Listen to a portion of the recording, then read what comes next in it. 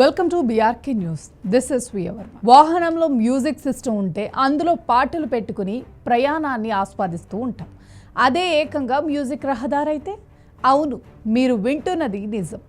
ఆ రోడ్డుపై వాహనం కదులుతుంటే ఏఆర్ రెహమాన్ పాట వినిపిస్తోంది. ఇదెక్కడో కాదండి, మన ముంబై మహానగరంలో ఇటువంటి ఏర్పాటు చేశారు. దేశంలో ఇలాంటి రహదారిని మొదటిసారి దేశ ఆర్థిక నగరంలో ఆవిష్కరించారు. ఇలాంటి ఏర్పాట్లు ప్రపంచంలో తొలిసారి జపాన్ దేశం అందుబాటులోకి తెచ్చింది.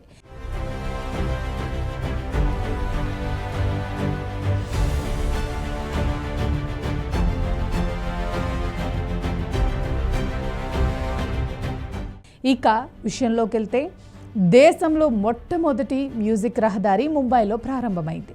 ఛత్రపతి శివాజీ మహారాజ్ కోస్టల్ రోడ్లో నారీమన్ పాయింట్ నుంచి వర్లీ వరకు 500 మీటర్ల మేర ప్రయోగాత్మకంగా మ్యూజిక్ రోడ్ను అభివృద్ధి చేశారు. బృహన్ ముంబై మున్సిపల్ కార్పొరేషన్ చేపట్టిన ఈ రహదారి ప్రాజెక్టును మహారాష్ట్ర ముఖ్యమంత్రి దేవేంద్ర ఫడ్నవీస్, డిప్యూటీ సీఎం ఏక్నాథ్ షిండేలు కలిసి బుధవారం ప్రారంభించారు.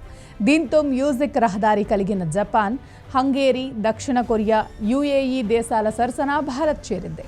రహదారిపై నుంచి వాహనాలు కదులుతున్నప్పుడు ప్రముఖ సంగీత దర్శకుడు, ఆస్కార్ అవార్డు గ్రహీత ఏఆర్ రెహమాన్ స్వరపరిచిన స్లమ్ డాగ్ మిలీనియర్ సినిమాలోని జై హో పాట లోపలి ఉన్న వారికి వినిపిస్తోంది. ఎగుడు దిగుడుగా ప్రత్యేకంగా రూపొందించిన రంబుల్ స్ట్రిప్లను ఉపయోగించి వేసిన ఈ రహదారిపై వాహనాలు గంటకు 60 నుంచి 80 కిలోమీటర్ల వేగంతో ప్రయాణించినప్పుడు టైర్లు, రోడ్లు ఉపరితలం మధ్య పరస్పర చర్యతో శబ్దం ఉత్పత్తి అవుతుంది. ఈ వైబ్రేషన్స్ కారణంగా వెలువడే ధ్వని తరంగాలు జైహో పాట ట్యూన్ను తిరిగి వినిపిస్తాయి. ఈ ప్రాజెక్టుకు BMC 6.21 కోట్లు ఖర్చు చేసింది.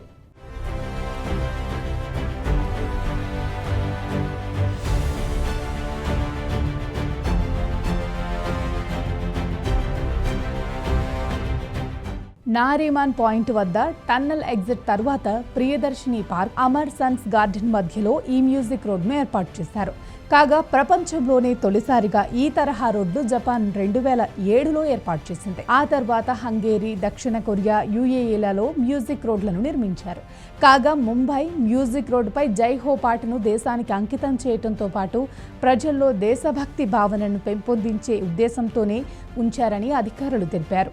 హంగేరీ సాంకేతికత సాయంతో సంగీత స్ట్రిప్ల ద్వారా పాటను వినిపించే ఏర్పాటు చేసినట్టు వారు వివరించారు.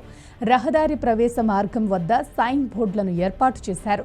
ఈ అధునాతన ఆవిష్కరణ రహదారి భద్రతను ప్రోత్సహించి ప్రయాణికులకు ఆనందదాయకమైన అనుభూతిని ఇస్తుందని అన్నారు. భవిష్యత్తులో మరిన్ని స్ట్రెచ్లలో వీటిని విస్తరిస్తామని అధికారులు తెలిపారు.